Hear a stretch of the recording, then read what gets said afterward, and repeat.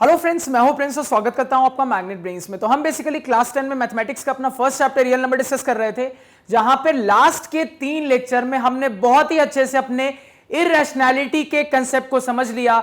इररेशनैलिटी prove करने के लिए जितनी बारीकियां हमें समझनी थी वो सारी बारीकियां हमने बहुत ही अच्छे से सीख ली सर। अब इतना करने के बाद हमने अपने प्रीवियस वीडियो में बहुत अच्छे से समझा था कि प्रूव करने के लिए किस किस पहलुओं पे हम बात करते हैं और क्या क्या स्टेप्स उसके लिए इन्वॉल्व होते हैं। वो सारी चीजें हमने अपने प्रीवियस वीडियो में बहुत अच्छे से देख ली थी सर, और वहां पे मैंने आपको बताया था यही मेन थीम है जो आपको ध्यान में रखनी है। ये अगर ध्यान में है तो आप किसी भी इररेशनैलिटी का सवाल बड़ी आसानी से प्रूव कर सकते हो। क्लियर? अब देखो, लास्ट लेक्चर में मैंने आपको कहा था कि मैंने आपको हर चीज बता दी कि सवाल में क्या होगा, सवाल कैसे कैसे सॉल्व होगा, क्या क्या स्टेप्स इन्वॉल्व होंगे। अब बस उसी को अच्छे से आपको अपनी आंसर कॉपी पे प्रेजेंट करना है जिससे आपको पूरे नंबर मिले। तो अब आपका कॉपी पे प्रेजेंटेशन कैसा होगा वो यहां पे मैं आपको दिखा देता हूं। इसके बाद कुछ सवालों की सीरीज देखेंगे, इसी में देखेंगे और क्या क्या इररेशनैलिटी पे वैरायटी बनती है और उनको कैसे सॉल्व करना है। इसके बाद तुरंत हम अपने रैशनल नंबर से रिलेटेड कंसेप्ट पे चले जाएंगे। तो ध्यान से यहां पे मेरी बातों को सुनो। तो सर अपना प्रेजेंटेशन क्या होगा, तो हमने सीखा था सर कि यहां पे कॉन्ट्राडिक्शन मेथड काम करता है। तो कॉन्ट्राडिक्शन मेथड में क्या करेंगे सर अप्लाई करने के लिए?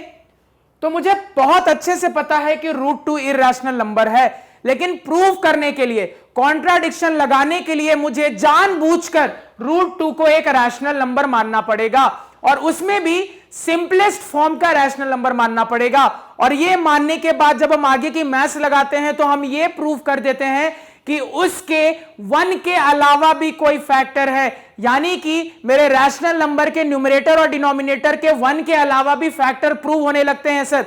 तो वहां से हमारी शुरुआत में बोली गई बात कॉन्ट्राडिक्ट हो जाती है, और उसकी मदद से फिर हम प्रूव कर देते हैं कि एक्चुअली में √2 को जो मैंने रैशनल नंबर माना था वो गलत साबित हो गया है, यानी कि √2 एक इररेशनल नंबर ही है। तो जितनी बातें हमने लास्ट लेक्चर में सीखी थी बस उसी को प्रॉपर्ली यहां पे लिख लेना है। तो अब बोर्ड पे देखो, तो क्या लिखोगे सॉल्यूशन में? सबसे पहले लिखोगे let √2 be a rational number. Now के बाद क्या लिखोगे?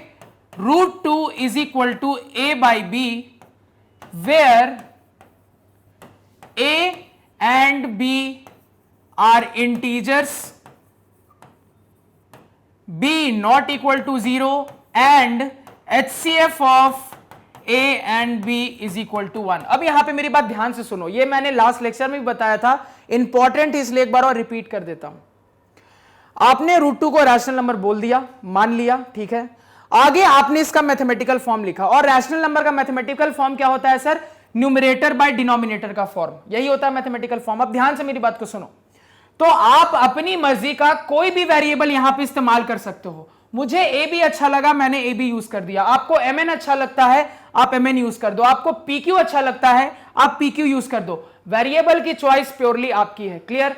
लेकिन आपको उस न्यूमरेटर और डिनोमिनेटर में जो वेरिएबल आपने माना है उसके लिए ये इतनी कंडीशन लिखना बहुत जरूरी है। क्या क्या?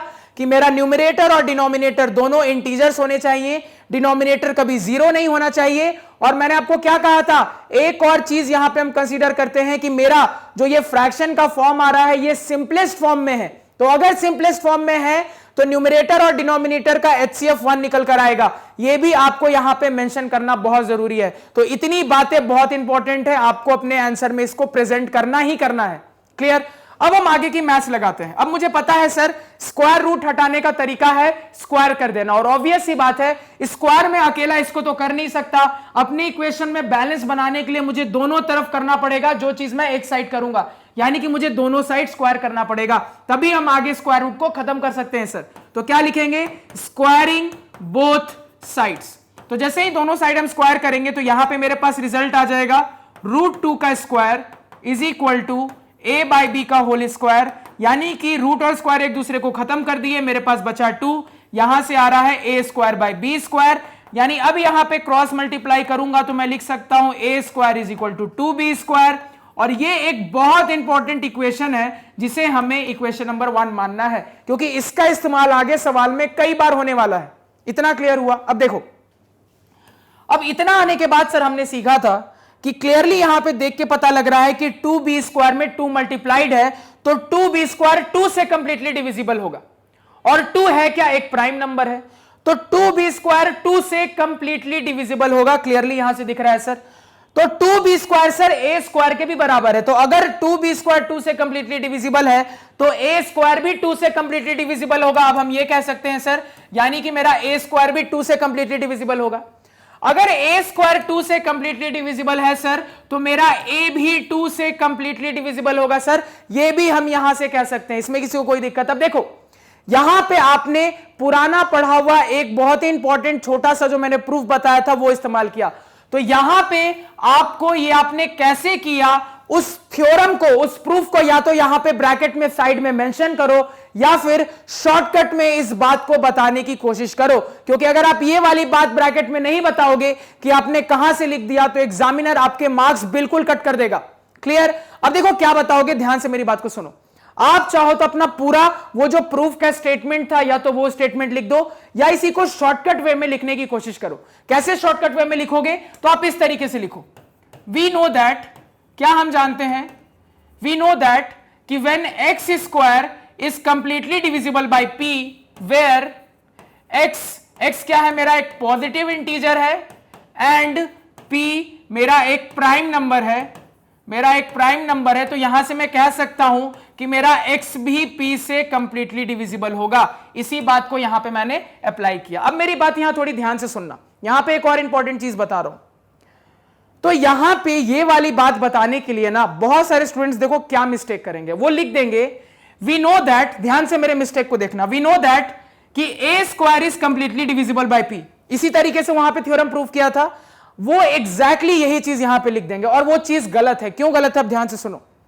वेरिएबल के बारे में मैंने आपको एक चीज बहुत अच्छे से कई बार सिखाई है, मैथ्स में वेरिएबल का इस्तेमाल कई बार होता है। अब मेरी बात यहां ध्यान से सुनो, आपने ए को ऑलरेडी यूज कर लिया है किसी और चीज की बात करने के लिए, कर लिया है, तो अगर आपने एक वेरिएबल का इस्तेमाल किसी चीज की बात करने के लिए पहले ही कर लिया है, तो तुम खुद सोचकर बताओ क्या उसी वेरिएबल का इस्तेमाल आप किसी दूसरी चीज के लिए करोगे तो यह बात सही है? आपका जवाब होना चाहिए सर नहीं है। आप एक वेरिएबल को एक ही चीज बताने के लिए हमेशा इस्तेमाल करना, बहुत छोटी सी लेकिन बहुत इंपॉर्टेंट बात है, क्योंकि यहां पे भी मार्क्स कट जाते हैं बोर्ड एग्जाम में।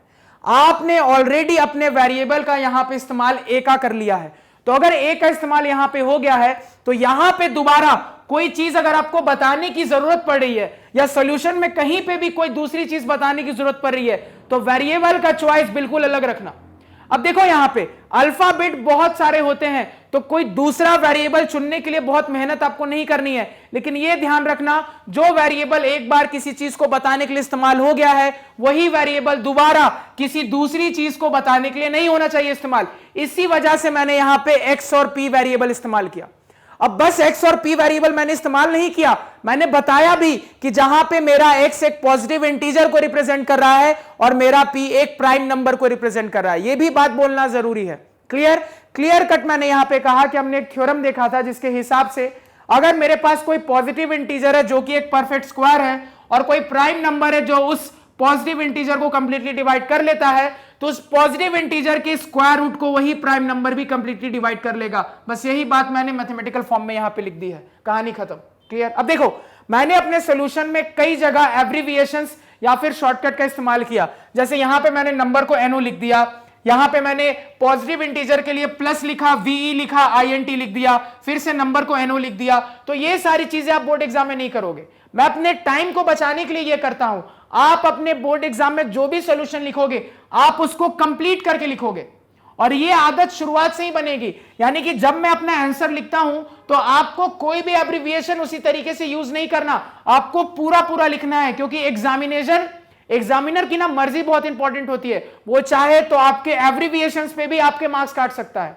क्लियर हो गया? तो अब कहीं पे भी शॉर्टकट मत यूज करो, जो बात मैं यहां शॉर्टकट में बताता हूं मैं आपको हर बार हिदायत देता हूं कि आपको फुल फॉर्म ही लिखना है अपने पेपर में। जब हायर क्लास में जाओगे तब यूज करना शॉर्टकट, कोई मना नहीं करेगा, जब कंपटीशन का पेपर दोगे तब यूज करना शॉर्टकट, कोई मना नहीं करेगा। क्लियर? बहुत छोटी छोटी बातें हैं ये प्रूफ के सवालों की, लेकिन बहुत इंपॉर्टेंट को ध्यान में रखना। अब देखो, अब ये वाली बात मैंने बोल दी, तो यहां से ये पता लग गया कि मेरा a 2 से कंप्लीटली डिविजिबल है। तो अगर मेरा a 2 से कंप्लीटली डिविजिबल है तो यहां से मैं एक बात कह सकता हूं, क्या कह सकता हूं सर, यानी कि 2 मेरा a का एक फैक्टर है, तो यहां से मैं क्या कह सकता हूं, therefore 2 is a factor of a, therefore 2 is a factor of a। Clear? अब देखो ये एक बहुत इंपॉर्टेंट बात है कि 2 is a factor of A, क्योंकि इसका आगे जाके फिर इस्तेमाल हमें करना है, ये फिर आगे जाके यूज होगा, तो इसको भी एक इक्वेशन मानो। तो हमने यहां पे इक्वेशन नंबर 1 यूज कर लिया है, तो ये मेरा अब इक्वेशन नंबर 2 हो जाएगा। बहुत इंपॉर्टेंट है, ध्यान से देखते जाओ। अब इसके बाद दूसरी कहानी स्टार्ट होगी। सर हमने पढ़ा था कि अगर 2 ए का एक फैक्टर है तो मैं चाहूं तो अपने किसी भी नंबर को उसके फैक्टर्स के प्रोडक्ट के टर्म में लिख सकता हूं। तो मैं चाहूं तो अपने ए को कुछ 2 इंटू सी के टर्म में रिप्रेजेंट कर सकता हूं, जहां पे सी इज एनी इंटीजर, जहां पे सी इज एनी इंटीजर। अब ध्यान से मेरी बात को देखो, अगेन वेरिएबल की चॉइस बहुत इंपॉर्टेंट। अब देखो बहुत सारे स्टूडेंट क्या गलती कर सकते हैं, वो भूल जाएंगे कि बी का इस्तेमाल उन्होंने पहले से कर दिया है और यहां पे फिर से बी इस्तेमाल कर देंगे और उलझ के रह जाएंगे, कभी सवाल सॉल्व नहीं होगा। तो बहुत इंपॉर्टेंट है वेरिएबल का इस्तेमाल। जैसे जैसे आगे जा रहा हूं, किसी दूसरे वेरिएबल की जरूरत मुझे पड़ रही है, एक दूसरा अल्फाबेट उसके लिए यूज कर रहा हूं, एक दूसरा नोटेशन उसके लिए यूज कर रहा हूं। बहुत इंपॉर्टेंट है, बहुत छोटी लेकिन इंपॉर्टेंट चीजें हैं ये। तो मैंने क्लियर कट कहा था, अगर किसी नंबर के कुछ फैक्टर होते हैं तो मैं अपने नंबर को उनके फैक्टर्स के प्रोडक्ट के टर्म में एक्सप्रेस कर सकता हूं। बस वही मैंने यहां पे करने की कोशिश की, क्योंकि मुझे पता लगा कि 2a का एक फैक्टर है, तो मैं 2 इंटू समथिंग के टर्म्स में अपने a को रिप्रेजेंट कर सकता हूं, वो मैंने यहां पे कर दिया। तो आप चाहो तो यहां पे ये भी लिख सकते हो where c is an integer, और आप चाहो तो ये भी लिख सकते हो where c is any integer and a factor of A. क्योंकि ऑब्वियस ही बात है, अगर आपने a को 2 इंटू सी लिखा है तो c भी एक फैक्टर ही हो गया a का, c भी एक फैक्टर ही हुआ a का। तो आप चाहो तो ये बात भी बता सकते हो, और ये बता दोगे तो अगर एग्जामिनर ने स्टेटमेंट को पढ़ा तो और खुश हो जाएगा, वो वहां से तुरंत समझ लेगा अच्छा स्टूडेंट की जो ग्रैस्प है ना, अंडरस्टैंडिंग लेवल है, वो बहुत अच्छी है। तो आप चाहो तो इतने पे छोड़ सकते हो, आप चाहो तो इसमें एक और पार्ट ऐड कर लेना where c is also a factor of A. Clear? अब देखो आगे, अब ये लिखने के बाद मैं आगे कह सकता हूं तो a is equal to 2c। Clear? अब देखो, now putting the value of, now putting the value of a, putting the value of a from above, from above, यानी कि हमारी ऊपर वाली इक्वेशन से a की वैल्यू हम अपने इस इक्वेशन में अगर डालेंगे, किसमें, इक्वेशन नंबर 1 में, तो putting the value of a from above into equation number 1, into equation number 1, we get, क्या मिल रहा है हमें, तो हमें ये मिल रहा है सर, तो a के बदले 2c यहां पे डालो, तो a के बदले 2c डालोगे तो 2c का स्क्वायर इज इक्वल टू यहां पे हो जाएगा 2b स्क्वायर, तो ये हो गया आपका 4c square is equal to 2b square. तो इस 2 से यहां पे ये कैंसल आउट हुआ, पहले इतना नोट डाउन करो फिर मैं रब करूंगा। क्लियर? अब देखो यहां पे, तो यहां से अब आगे हम बोल सकते हैं कि मेरे पास क्या रिजल्ट आ रहा है sir, 2c square is equal to B square. अब फिर से वही कहानी सर, फिर से यहां से अब मैं कह सकता हूं कि मेरा 2c स्क्वायर जो है वो 2 से कंप्लीटली डिविजिबल है, और 2c स्क्वायर बी स्क्वायर के बराबर है, यानी बी स्क्वायर भी 2 से कंप्लीटली डिविजिबल होगा, ये मैं कह सकता हूं। और अगर बी स्क्वायर 2 से कंप्लीटली डिविजिबल है तो बी भी 2 से कंप्लीटली डिविजिबल होगा। फिर से ब्रैकेट में आपको ये सेम कहानी, ये सेम कहानी ब्रैकेट में आपको फिर से ये पूरी चीज सेम चीज यहां पे लिख देनी है। क्लियर? अब फिर से यहां से अब मैं कह सकता हूं कि अगर 2b को कंप्लीटली डिवाइड कर दे रहा है तो मैं कह सकता हूं कि 2b b का एक फैक्टर है। तो यहां से मैं क्या कह सकता हूं, therefore 2 is also a factor of b। Clear? और ये एक इंपॉर्टेंट बात है जिस पे आगे हम चर्चा करेंगे। अब देखो हमने कहां तक की इक्वेशन का इस्तेमाल कर लिया, हमने अपने इक्वेशन नंबर 1 हो गया, यहां पे 2 हो गया, 2 तक का इस्तेमाल कर लिया है, यानी ये इक्वेशन नंबर 3 हो जाएगा। अब देखो मैं क्या बोलूंगा, अब मैं इक्वेशन नंबर 2 और 3 से ये बोल सकता हूं, now from equation number 2 and 3, तो 2 और 3 से अब मैं बोल सकता हूं कि ये जो मेरा 2 है ये मेरे a और b दोनों का एक कॉमन फैक्टर है, क्योंकि 2 भी a का एक फैक्टर है, सॉरी, क्योंकि यहां से अब मैं बोल सकता हूं कि 2a का भी एक फैक्टर है और 2b का भी एक फैक्टर है, यानी कि 2a और b दोनों का एक कॉमन फैक्टर है। यानी कि यहां से मैं बोल दूंगा 2 is a common factor of, 2 is a common factor of both a and b। ठीक है, तो इस इक्वेशन से मुझे यह पता लगता है। बट अब बट क्या, यह बात तो मैंने शुरुआत में जो माना था उसको कॉन्ट्राडिक्ट कर रहा है, but it contradicts the fact that A and B only have one as their common factor। और ये जो मैंने अभी प्रूफ करके यहां से निकाला सर, ये तो मेरी शुरुआत वाली बात को कॉन्ट्राडिक्ट कर रहा है, जहां पे मैंने ये देखा था कि ए बी का HCF 1 है। ए बी का HCF 1 इसका क्या मतलब है, ए और बी का शुरुआत में हमने माना था सर 1 के अलावा कोई कॉमन फैक्टर नहीं हो सकता, लेकिन यहां तो कोई दूसरी ही चीज प्रूव हो गई, यानी कि मैंने जो माना था सर वो गलत साबित हो गया। तो यहां से मैं बोल सकता हूं therefore our supposition is wrong, यानी हमने जो माना सर वो गलत साबित हो गया। तो अब मैं कह सकता हूं therefore actually √2 is an irrational number. तो फाइनली इसके बाद कौन सी लाइन लिख देनी है, therefore √2 is a irrational number. Note down कर ले, पहले उसको नोट डाउन करें फिर इसको नोट डाउन करें। तो देखो मैंने आपको कहा था कि इसका प्रूफ अगर आप कंसेप्ट्स को नहीं जानोगे, नहीं समझोगे तो काफी कॉम्प्लिकेटेड और लेंदी लगता है, लेकिन एक बार आपको कंसेप्ट्स पता है ना तो कुछ भी लेंदी नहीं लगेगा, कुछ भी कॉम्प्लिकेटेड नहीं। अब यहां पे फिर से वही बात मैं रिपीट करूंगा। देखो ये जो सवाल की मैथमेटिक्स लगी, ये जो सवाल का थीम है, क्या हमने ये डिस्कस नहीं किया था लास्ट लेक्चर में, बहुत अच्छे से किया था। अब मैंने आपको क्या कहा था कि देखो हर सवाल का एक हार्ट होता है, एक थीम होती है जो हर सवाल के अंदर लिखना जरूरी होती है, क्योंकि मेनली मार्क्स उसी पे डिपेंडेंट होते हैं।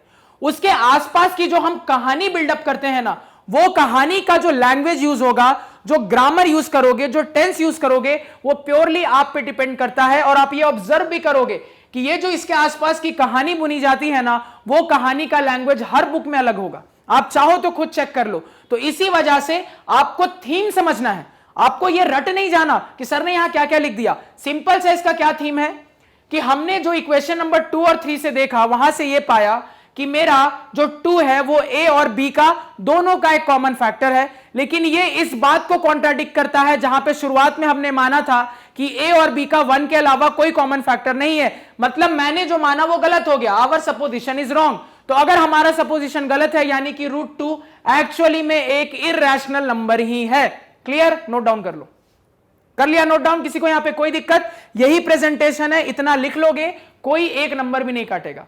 और देखो कुछ भी बीच में ऐसा यूज कर रहे हो ना जिसके लिए एक पर्टिकुलर थ्योरम या कोई प्रूफ इस्तेमाल किया, उसको मेंशन करना जरूरी है, क्योंकि बार बार कह रहा हूं ये प्रूफ अगर एग्जाम में आएगा तो 3 मार्क्स से कम में नहीं पूछा जा सकता, और अगर 3 मार्क्स में आया तो आपको इतनी चीजें लिख कर बतानी जरूरी है। क्लियर हुआ, समझ में आया? तो प्रेजेंटेशन अब आपने बहुत अच्छे से सीख लिया है सर। क्लियर, नेक्स्ट सवाल पे आ जाते हैं। अब एक और सवाल देखते हैं, उसके बाद एक आपको होमवर्क दे दूंगा, फिर इसी रैशनैलिटी पे थोड़ी वैरायटी चेंज करके देखेंगे कि और कैसे कैसे सवाल पूछे जा सकते हैं। अब देखो यहां पे मुझे प्रूफ करना है कि √3 एक इररेशनल नंबर है। ठीक है, फिर से वही कहानी, कैसे स्टार्ट करेंगे सर? तो यहां पे फिर से वैसे ही लिखते हैं, ध्यान से देखते जाओ। क्या लिखेंगे sir? Let √3 be a rational number. मैंने √3 को एक रैशनल नंबर माना। अब अगर √3 एक रैशनल नंबर है तो मैं √3 को सर कुछ a/b के फॉर्म में लिख सकता हूं, जहां पे a और b के बारे में चीजें बताना इंपॉर्टेंट है। Where a and b are integers. उसके बाद दूसरी चीज, मेरा जो डिनोमिनेटर b है 0 नहीं होना चाहिए। तीसरी चीज, मेरा a और b का जो HCF आएगा वो हमेशा 1 आएगा, यानी कि हमें यह भी मानना है कि ये मेरे सिंपलेस्ट फॉर्म में होना चाहिए। फिर से वही कहानी, स्क्वायरिंग बोथ साइड्स। अब जैसे ही दोनों साइड स्क्वायर कर देंगे सर, तो यहां पे आ जाएगा √3 का square is equal to a/b का होल स्क्वायर। तो यहां पे क्या हो जाएगा आपका 3 बराबर a²/b²। फिर से क्या हो जाएगी कहानी sir? a² is equal to 3b²। अब मुझे पता है सर, आपने ही बताया था कि ये यहां पे जो फाइनल इक्वेशन आ जाती है ना, बहुत इंपॉर्टेंट होती है। क्यों? अब यहां से मेरी चर्चा स्टार्ट होगी। अब तो पहले ध्यान से सुनो। तो यहां देख के क्या पता लग रहा है सर कि मेरा जो 3b² नंबर है सर, क्लियरली देख के पता लग रहा है 3b² नंबर 3 से कंप्लीटली डिविजिबल होगा। क्लियरली देख के पता लग रहा है सर, इसमें किसी को कोई दिक्कत है? नहीं होनी चाहिए सर। मेरा 3b स्क्वायर 3 से कंप्लीटली डिविजिबल होगा और 3 एक प्राइम नंबर है। क्लियर? आगे 3b स्क्वायर a स्क्वायर के बराबर है, यानी कि अगर 3b स्क्वायर 3 से कंप्लीटली डिविजिबल होगा तो a स्क्वायर भी 3 से कंप्लीटली डिविजिबल होगा आपका। कोई दिक्कत नहीं होनी चाहिए। अगर a स्क्वायर 3 से कंप्लीटली डिविजिबल है, फिर से वही कहानी कि अगर कोई एक ऐसा नंबर हो जो कि एक पॉजिटिव इंटीजर और परफेक्ट स्क्वायर हो और वो अगर एक प्राइम नंबर से कंप्लीटली डिविजिबल होता है तो मेरे पॉजिटिव इंटीजर का जो स्क्वायर रूट होगा वो भी उसी प्राइम नंबर से कंप्लीटली डिविजिबल होगा। तो यहां से हम क्या प्रूव कर देंगे कि मेरा जो a है वो 3 से कंप्लीटली डिविजिबल होगा।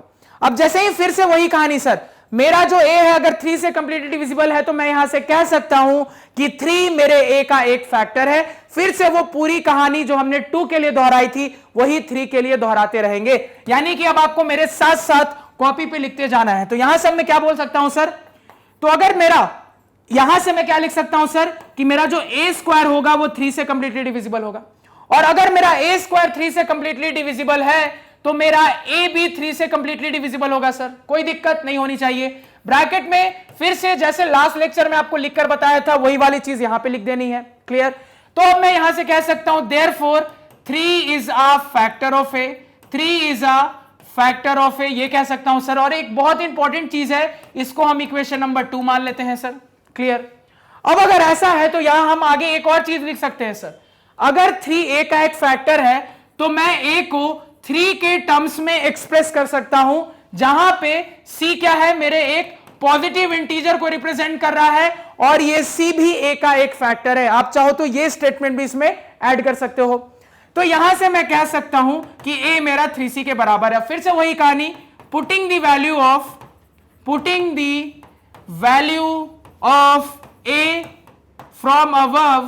From above into equation number 1। तो इक्वेशन नंबर 1 में जैसे ही a की वैल्यू पुट करेंगे तो a 3c के बराबर है, तो यहां पे आपको बस a की जगह 3c को रख देना है, यानी कि 3c का whole square is equal to इस तरफ आ जाएगा 3b स्क्वायर, यानी कि ये बन गया 9c square is equal to 3b square. 3 से एक 3 गया, यानी यहां से आ रहा है 3c square is equal to b square. अब फिर से वही कहानी सर, 3c स्क्वायर 3 से कंप्लीटली डिविजिबल होगा और 3c स्क्वायर b स्क्वायर के बराबर है, यानी कि यहां से मैं कह सकता हूं कि मेरा b स्क्वायर भी 3 से कंप्लीटली डिविजिबल होगा। और अगर b स्क्वायर 3 से कंप्लीटली डिविजिबल है सर तो मेरा b भी 3 से कंप्लीटली डिविजिबल होगा सर, ये मैं यहां से कह सकता हूं। तो अगर मैं ये कह सकता हूं तो अब यहां से ये भी कह सकता हूं therefore 3 is a factor of b, और ये मेरे इक्वेशन नंबर 3 का काम करेगा। अब फिर से वही कहानी, from equation number 2 and 3 we see that 3 is a common factor of both a and b, but it contradicts the fact that a and b have only one as their common factor, therefore our supposition is wrong, hence root 3 is an irrational number। clear? Note down करो इसको, और जितनी बातें मैंने add करके बताई वो भी सारी लिख लेना यहां पे। क्लियर? किसी को कोई दिक्कत, कोई समस्या, कोई परेशानी अगेन नहीं होनी चाहिए। समझ में आया? अब एक बार अप्लाई करना सीख गए हो ना, अब ये सारे क्वेश्चन धुएं में हो रहेंगे। अब मेरी बात यहां पे थोड़ी ध्यान से सुनना, ये जो सिंगुलर रूट वाला क्वेश्चन होता है ना, रूट 2, रूट 3, रूट 5, रूट 7, इसी का प्रूफ थोड़ा लेंदी जाता है, इसी का प्रूफ थोड़ा लेंदी जाता है। मैं आपको आगे आके कुछ वैरायटी दिखाऊंगा आपकी इरैशनैलिटी ही प्रूफ की, उसको सॉल्व करने में इतना टाइम नहीं लगेगा, उसके लिए इतनी बातें बताने की जरूरत नहीं है। उसके लिए कुछ चुनिंदा बातों को ध्यान में रखोगे ना तो बड़ी आसानी से बिल्कुल हाफ पार्ट में प्रूव हो जाएगा। यानी इतने जो स्टेप लिखने पड़े ना उसके लिए आपको इतने स्टेप नहीं लिखने पड़ेंगे, ये ध्यान में रखना। तो अब ये जो टफ सवाल थे ना इस इरैशनैलिटी के, वो यही है। आगे आने वाले सवाल इस पे बेस्ड बहुत इजी होंगे, वो तो और आसानी से बनेंगे। तो यही ज्यादा इंपॉर्टेंट होता है, ध्यान में रखना इसको। क्लियर? इसी को बनाने में टाइम लगता है, इसी में कई बातों पे हमें चर्चा करनी पड़ती है। क्लियर हुआ? इसमें किसी को कोई दिक्कत, कोई समस्या, कोई परेशानी नहीं होनी चाहिए, और आई होप सभी ने नोट कर लिया होगा। अब देखो यहां पे, अब इतना अगर आपका हो गया है तो इसके बाद आप एक होमवर्क ले लो और प्रैक्टिस के लिए इसको घर पे ट्राई करना। क्या? प्रूफ करो कि रूट 5 एक इरैशनल नंबर है। क्लियर है? ये आपका क्या रहा? होमवर्क रहा। ठीक है, ये आपका होमवर्क रहा। तो अब नेक्स्ट लेक्चर में एक दूसरी वैरायटी देखेंगे। तो आई होप आपको चीजें क्लियर है, कोई डाउट नहीं है। कहीं पे भी लग रहा है कुछ क्लियर नहीं हुआ या कोई डाउट रह गया हो तो कोई दिक्कत नहीं है, आप कमेंट सेक्शन में उस चीज को जरूर बताओ। और यहां पे एक और बात मैं जरूर कहना चाहूंगा कि कोई ऐसा स्टूडेंट है जिसने मेरे प्रीवियस 3 वीडियो नहीं देखी है और डायरेक्टली ये वीडियो देख रहा है, तो हो सकता है बहुत सारी चीजें उसको समझ में ना आए, इसलिए आपको देखना जरूरी है। वो प्रीवियस की 3 वीडियो बहुत इंपॉर्टेंट है, वो एक बार देख लोगे ना तो ये वीडियो बिल्कुल बहुत ईजी लगेंगी, आपको हर चीज क्रिस्टल क्लियर समझ में आएगी। तो आज के पढ़ाए हुए नोट्स आप हमारी ऑफिशियल वेबसाइट magnetbrains.com से डाउनलोड कर सकते हैं, जिसका लिंक वीडियो के डिस्क्रिप्शन में है। magnetbrains.com पे आपको क्लास 4 से लेकर 12 तक सारे सब्जेक्ट्स और कोर्सेज मिल जाते हैं, वो भी सिस्टमैटिक ऑर्डर में अरेंज्ड। Thank you.